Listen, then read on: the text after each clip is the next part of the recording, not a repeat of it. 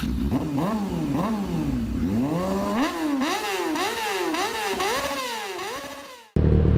up mga tol? Welcome to my channel. This is Karo Moto Vlogs. So for today's vlog, ang pag-uusapan natin is bumili ako ng helmet. So dalawang half face na helmet. Nakuha ko ng 2K lang. What? So 2K lang mga tol, Hindi kayo pumipiyok ako. Hindi kayo nagkakamali ng rinig mga tol. 2K ko lang siya nakuha. Pero yung 2K na yon, hindi naman nung binili ko siya, 2K na talaga yung presyo niya. So nakita ko siya sa Shopee.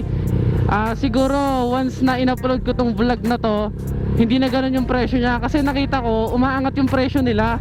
So nagte-take advantage ata yung shop porket na niya na maraming umu-order sa kanya, umaangat yung presyo nila. Kahit yung nabili ko na visor nitong sec na helmet ko, so visor and spoiler, umaangat yung presyo. Kaya hindi ko alam kung ganun pa rin yung price kapag tinignan nyo sa Shopee, kapag kayo naman yung bumili. So eto yung dalawang full face na helmet na sinasabi ko. Punta tayo sa may wagong mesa. Let's go! So yun, nakikita nyo dito sa harap ko is dalawang helmet siya, na half face. Yan, tatak nga, Jiekai, bala ko ng basa dyan. So substandard siya, So dito pa lang sinasabi ko na substandard siya. Natukso lang ako bumili kasi ang mura niya kasi, mga tol. 1K lang sila pala 1K isa, so bali 2K lang, dalawa na sila na half face, What? Then natukso lang talaga ako bumili, kasi mura yung halaga tsaka maganda yung itsura. Isipin nyo, 1K na half face, naka-iridium lens na rin siya mga tol, kung makikita nyo, ayan, so makikita nyo may mga gasgas na siya kasi ginagamit ko talaga siya, nagagamit namin siya, Ayan, ito yung white.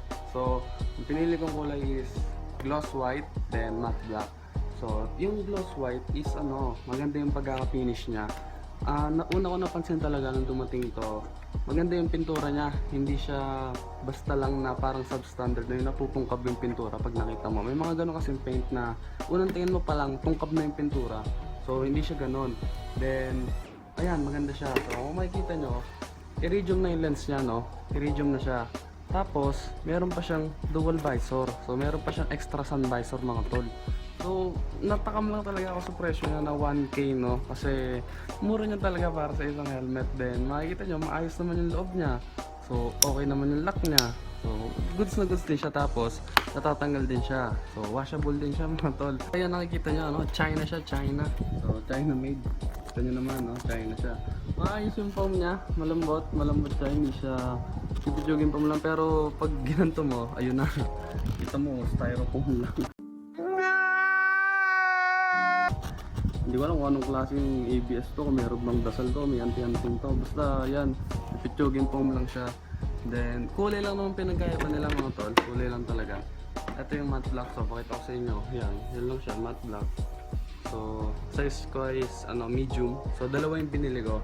So the reason kung bakit ako bumili ng half face, kasi dito sa amin dati no helmet policy. So pag lumabas ka, okay lang kahit walang helmet. Ngayon binago na nila, which is yung no helmet, no ride policy. So hindi ka na pwede magmotor nang walang helmet. Yung helmet ko na pang motovlog, modular siya, which is alam naman natin sa mga modular na may kabigatan, So dito, ang purpose ko talaga nito, ang gamit ko nito is pang pang pamalengke. Kasi dito sa amin ang palengke is wala pang 1 kilometer, kaya sasabihin nyo na substandard yan, ba't mo pa binili, diba? So ang purpose ko dito is pang gamit lang mga tol. Meron din pala siyang air vents. So ayan, air vents kuno. Makikita nyo, may butas doon, may butas naman siya. So nararamdaman ko naman yung hangin na napasok minsan, Kaso pag tinignan nyo yung exhaust, walang butas. So lalabas yung init sa ulo, diba, o sa anet. So walang butas, dapat yan may butas. So naglagay pa sila ng ganyang design, wala din naman butas. So medyo useless din, diba? Pwedeng walking distance lang yung palengke sa amin, Kaso ang halay naman kung maglalakad ka na naka-helmet ka, diba? So lagi ako nakamotor, minsan naka-bike, pero madalas talaga nakamotor. Kaya itong dalawang helmet na to, hindi ko siya nire-recommend, never ko siyang i-recommend na ipang-ride nyo o ipang-daily nyo. Kung mga nagdi-deliver kayo, huwag na wag po kayo bibili ng substandard na helmet. Kasi sa itsura niya, ganda, diba? Maganda. Pero yung quality ng plastic niya, hindi kayo bubuhayin nito mga tol, ano. Rider to rider, no, sinasabi ko sa inyo, hindi kayo bubuhayin ng gantong helmet. So, mas maigi nang bumili tayo ng medyo mahal na helmet. Safety natin, binabayaran natin dun eh. So, isipin nyo na lang, kung magkano yung binayad nyo sa helmet nyo, ganun yung halaga ng ulo nyo. So, isipin nyo, bumili ko ng ulo ko na halagang 1K lang, no, na po protection sa akin. So, hindi ko ire-recommend to na gamitin nyo as safety gears yun talaga. Hindi talaga safety gear to, no. Pamalengke lang talaga siya mga tol. Kung pwede nga lang pang e-bike lang itong mga gantong helmet. Hindi siya pwedeng pang motor. Kasi wag naman sana, kahit mag-slide kayo, then tumama yung ulo nyo. Tingin ko, hindi tatagal tong helmet na to mga tol. Hindi kayo bubuhayin nito. Mababasag at mababasag to. Maganda lang itsura niya kasi naka-iridium na siya. Hindi mo na kailangan bilan. Tapos may dual visor pa. Tapos half face, which is presko. Kasi nga, walang harang sa jaw o sa panga natin, no. Pero yung quality kasi nung gawa niya, hindi ko sinasabing pangit yung quality niya. Sinasabi ko dito is nasa siya, substandard na pinaka-top. So isa siya sa pinakamagandang substandard, no. Isa siya sa pinakamaayos na gawa na substandard. So kahit anong gawin natin, kahit balibalik ta rin natin, andun yung word na substandard. So wala na tayong magagawa doon. Substandard helmet siya. So final thoughts ko, no, okay siya kapag sobrang lapit lang ng pupuntahan mo, which is kung palengke lang o kung malapit lang sa inyo yung mga mall, okay na okay siya. So testing natin sa labas tong dalawang helmet na to, no. Tingnan natin kung okay siya. So maglalagay ako ng mount sa harapan ng motor ko, then makikita nyo kung ano itsura niya sa akin. So itong puti na lang ang gagamitin ko, no, kasi itong itim ang nagamit niya ni ibang tao sa amin, no.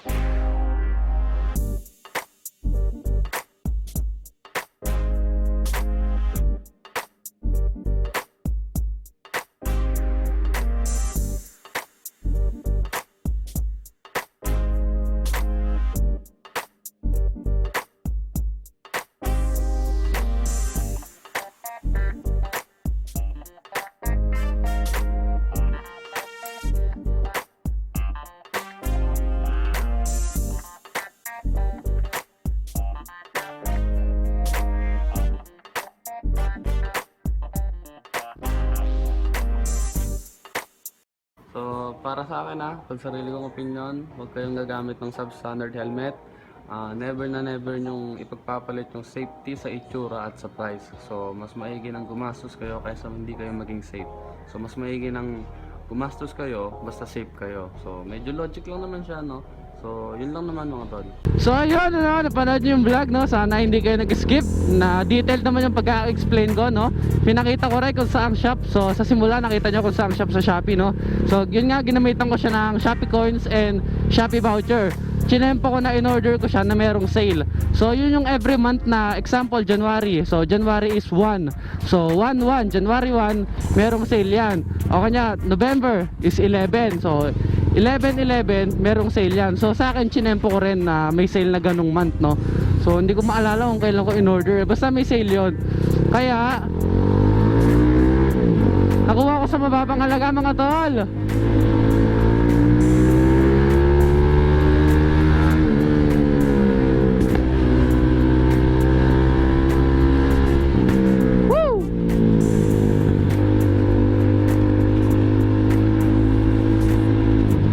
So kung patuloy ka sumusuporta sa channel ko, please subscribe, like, comment, and share. So maraming salamat kung umabot ka sa part ng video na to. Kung bago ka pa lang dito, no, subscribe ka kung di labag sa loob mo, no. Maraming salamat. Karong Moto Vlogs, ride smart, be safe, peace out. At ayun nga, narito na naman tayo, no. Shoutout nga pala Jeric Bawet, no. Idol, pa shoutout na rin next vlog mo. Salamat idol, ride safe idol. So shoutout sa iyo Jeric Bawet. Then shoutout din kay Marilla Gaming. So parang Marilaki yung tunog no. Marilla Gaming. Idol, pa shoutout sa next vlog mo. God bless, ride safe always. So maraming salamat sa lahat ng mga katol natin na sumusuporta at nagpapa-shoutout dyan, no. Maraming salamat lahat sa inyo, no. At special shoutout nga pala, no, kay Nasrola Samporna. So shoutout sa'yo brother, no. At happy birthday. So birthday nyo po ngayon, no. Ay kahapon pala kasi itong vlog is in-upload ko ng December 5. So birthday niya ng December 4. So shoutout Nasrola Samporna. Samporna po, hindi Samporno So kung may mga single man dyan ako na viewer na female, no, huwag kayong mag-atubili na i-message si Nasrola Samporna. Single din po yan. So maraming salamat sa lahat ng sumusuporta. Please comment, like, subscribe, and share. So Karong Moto Vlogs out.